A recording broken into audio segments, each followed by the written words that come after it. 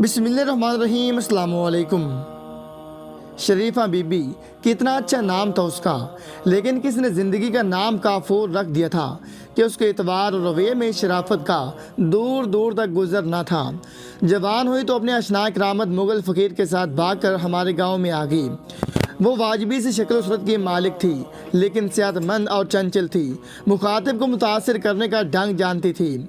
गुस्सा उसकी नस नस में भरा हुआ था, और जब खुदा ने उसे 6 बेटे और 3 बेटियां अता कर दी तो उसकी बद इखलाकी में गरूर शामिल होकर दो आताशा हो गया, और उसके पड़ोस में रहने वाले गुलाम मोहम्मद और अब्दुल्ला का जीना हराम हो गया। ये दोनों भाई थे, करामत के रिश्तेदार भी थे, मस्कीन तबीयत के शरीफुल तबी इंसान थे। बकरियां पाल कर गुजारा करते थे, जबकि करामत ने तांगा बना रखा था। उस ज़माने में तांगा एक मारूफ सवारी थी, और तांगे घोड़े का मालिक आज के वैगन मालिक की तरह आसूदा ज़िंदगी गुजारता था। गुलाम मोहम्मद और अब्दुल्ला की पहली बदनसीबी तो ये थी कि वो गरीब थे, और दूसरी कम वक्त ये कि वो शरीफा और करामत के पड़ोसी थे। उस पर मुस्तजाद ये कि उन्होंने बकरियां पाल रखी थी, और बकरियों के हवाले से ये ज़रबुल मिसल वहाँ बार बार सादिक होती हुई नज़र आती थी कि गम न दारी मुज़बा खर, यानी अगर तुझे कोई गम नहीं तो बकरियां पाल लो। चनाचा जो ही कोई बकरी या बकरी का बच्चा शरीफा के खुले सहन में दाखिल होता, वो बेतहाशा चीखने लगती और बेटों को बाकायदा हुक्म देती, और वो डंडे सोटे लेकर गुलाम मोहम्मद और अब्दुल्ला के घर पर हमला आवर हो जाते, और जो सामने आता उसे धुन करके रख देते। यह आए दिन का दर्दनाक तमाशा था, जिसका वक्तन फवक्तन मुजाहरा होता रहता। ये क़याम पाकिस्तान से पहले का ज़माना है। गाँव की ज़मीनों के मालिक सिख थे, जबकि मुसलमान सारे के सारे उनके मिज़ार या मजदूर पेशा लोग थे। सिख इस कस्बे में इसलिए दाखिल न देते कि झगड़ा दो मुस्लिम ख़ानदानों के दरमियान था, और आम मुसलमान मुग़लों की गुंडा गर्दी से खौफज़दा थे, इसलिए अपनी अपनी नफसियाती मजबूरियों की वजह से कोई भी इस मसले में दखल नहीं देता था। बल्कि यूँ लगता है कि गाँव वालों के नज़दीक यह ज़ेरनाक ड्रामा तफरी का सबब बन गया था। यका गाँव की दरमियानी गली से शोर शराबे और चीखो पुकार की सदाएँ बुलंद होती तो लोग समझ लेते कि करामत मुग़ल फ़कीर के ख़ानदान ने गुलाम मोहम्मद और अब्दुल्ला के घर पर यलगार कर दी है। 12 ऐसा हुआ कि वो उन्हें मारते हुए गांव के बाहर तक ले आते, और जब थक हार जाते तो दोनों भाइयों को अधमुआ हालत में छोड़कर फातिहाना कह के लगाते हुए वापस लौट जाते। करामत और उसके बेटे बड़े फ़ख्र से कहते थे कि हम मुग़ल हैं और दुश्मन को मुआफ़ करने के लिए कायल नहीं हैं। चनाचा उनके मिजाज और अमूमी रवैये पर तातारियों की सफाकी और बेरहमी गालिब नजर आती थी। इस नौयत के एक मंजर तो खुद मैंने अपनी आंखों से देखा। 1935 से थोड़ा पहले की बात है। मेरी उम्र यही कोई 4-5 साल के दरमियान होगी। हमारा घर गांव के शुमाली जानिब बाहर की तरफ था। एक बार ये शोर बिल्कुल हमारे मकान के दरवाजे पर आ गया। मैंने छत पर चढ़कर देखा, अब्दुल्ला और गुलाम मोहम्मद दोनों ज़मीन पर चुत गिरे हुए थे, और करामत और शरीफा का सारा ख़ानदान डंडों से उन्हें पीट रहा था। हत्ता कि मेरे हम उम्र जाफर के हाथ में भी छोटा सा डंडा पकड़ा हुआ था, और वो भी इस जहाद में बड़ी जोश खरोश का मुजाहरा कर रहा था। तब आखिरकार वही हुआ जो ऐसे हालात में अमूमन हुआ करता है। बिल्ली ने आजिज़ आकर शेर का मुंह नोच लिया और उसकी आंखें निकाल दी। यानी एक दिन मुंह अंधेरे जब करामत रफ़ा हाजत के लिए गांव से बाहर एक खेत में बैठा हुआ था, अब्दुल्ला और गुलाम मोहम्मद ने लाठियों से उसका कचूमर निकाल दिया, और उस वक़्त तक मारते रहे जब तक उसकी मौत का उन्हें यकीन ना हो गया। वहाँ से वो सीधे थाने चले गए और जाकर गिरफ्तारी दे दी।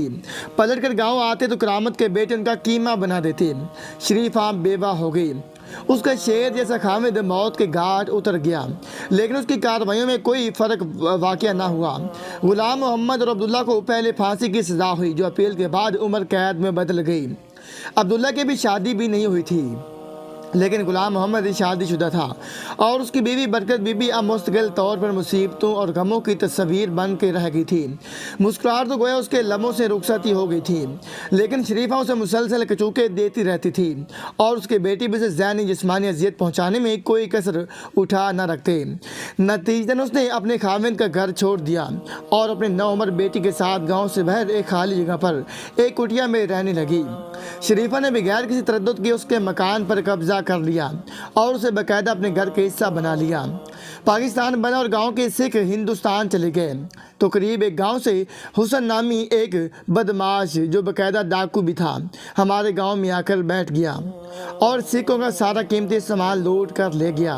वरना हालत ये थी कि गांव के किसी फर्द ने सिखों के सामान को हाथ तक न लगाया था। यही हसन का तारफ शरीफा से हुआ जो गहरी दोस्ती में बदल गया और उसका बेशतर वक्त हसन के पास से गुजरने लगा।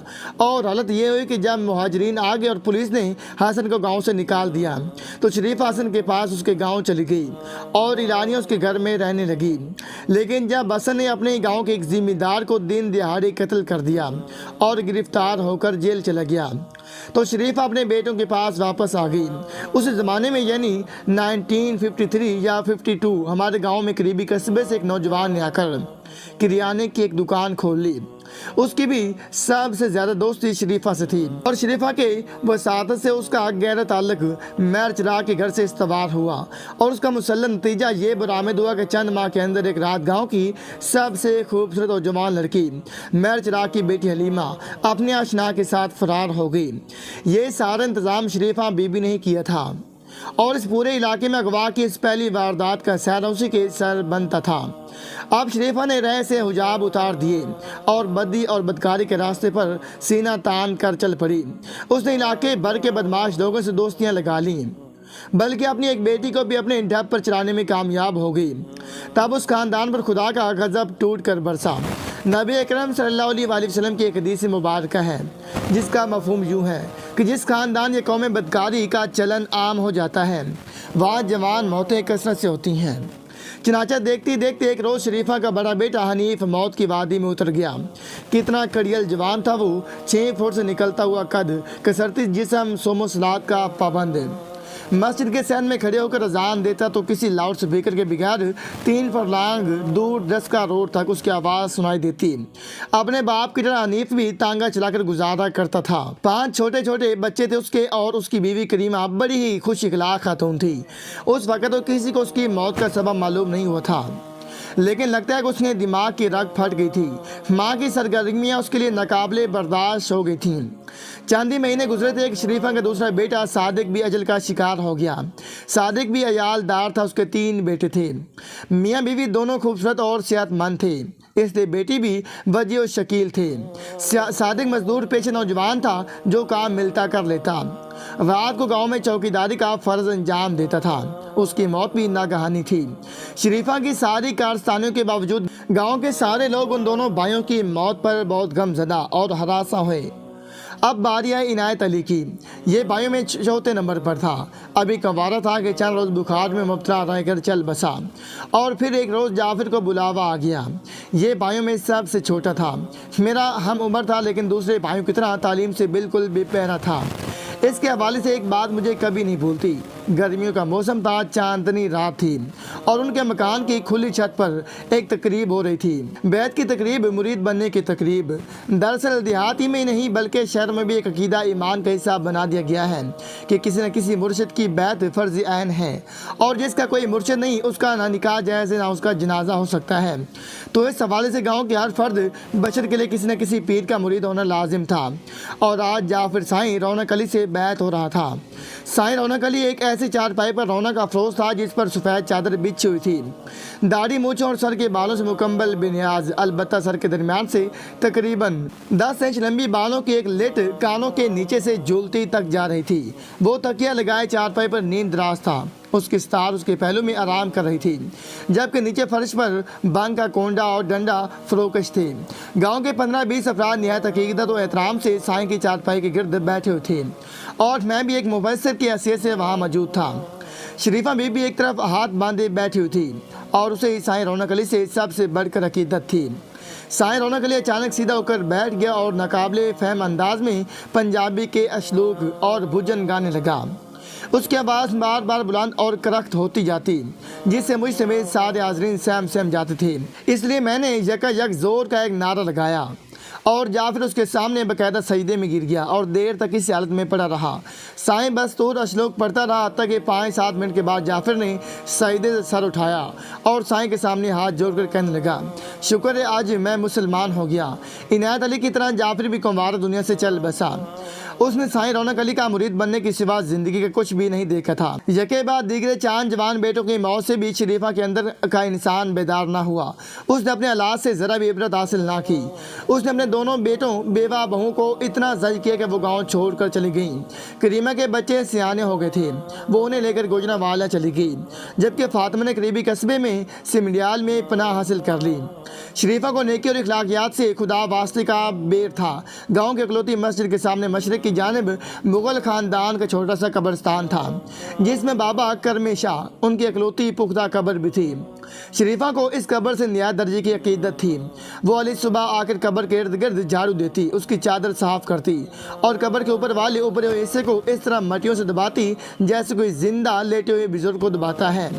शाम को वो बिला नागा चिराग जलाती, कब्र की पायंती की जाने माथा टेकती और दोबारा मुट्ठी चापी कर लेती। शरीफा मस्जिद की नमाजों से खुश नहीं थी। अक्सर बड़े बराती के नमाजी बाबा की तरफ पुश्त करके खड़े होती हैं और बेअदबी का अर्तिकाब करती हैं। चनाचों से मस्जिद इतनी ज़ेद थी कि वो मस्जिद की खिड़की और बिरौनी दीवार के आन सामने वो गोबर के उपले थोप देती, जिनकी बदबू से मस्जिद की फिजा मुतासिर रहती। 1980 के आगाज़ की बातें, बारिश की वजह से ज़मीन पर फिसलन थी। शरीफा घर से बाहर बाबे करमे शाह की खिदमत के लिए निकली कि फिसल गई और उसके कोले की हड्डी टूट गई। उसकी चीख पुकार सुनकर लोगों ने उसे उठाया और उसके घर पहुंचाया। इलाज मुआवजे के बावजूद वो ठीक ना हुई और 5-6 साल तक 4 पाए पर पड़ी रही। इस दौरान में उसकी हालत बड़ी काबिल रहम थी। कमर पर जख्म हो गए और टांगें बदोवज़ा हो गईं। अब वो मजीद बदमिजाज हो गई, चिड़चिड़ेपन का मुजाहरा करती, जिसकी वजह से उसके दोनों बेटी और बहू उनके बच्चे भी उससे दूर रहने की कोशिश करते। नतीजतन पैरों भूखी रहती और शाम को उसका बेटा अकबर तांगा लेकर घर आता तो उसे कुछ खाना नसीब होता। बरसों की मालिश और टोने टोंकों से शरीफा सिर्फ इस काबिल हो सकी थी कि लाठी के सहारे घर से निकलकर कब्रिस्तान के पास खुली जगह तक आ जाती और सर्दियों के मौसम में धूप में बैठी रहती। इसके हवास बाज़-औक़ात इतने मुख्तसल हो जाते कि कोड़े के ढेर से गंदगी उठाकर खाने लगती। एक लंबे अरसा वो इस इब्तिदा से दो चार रही, हत्ता कि एक रोज़ उस पर फालज का हमला हुआ और वो सिसक सिसक कर मर गई। लोगों ने बताया कि मौत के वक़्त उसका चेहरा इतना खौफनाक हो गया था कि हर देखने वाले पर दहशत तारी हो जाती थी। अदल इंसाफ फ़कत हशर पे मौकूफ़ नहीं, ज़िंदगी खुद भी गुनाहों की सज़ा देती है।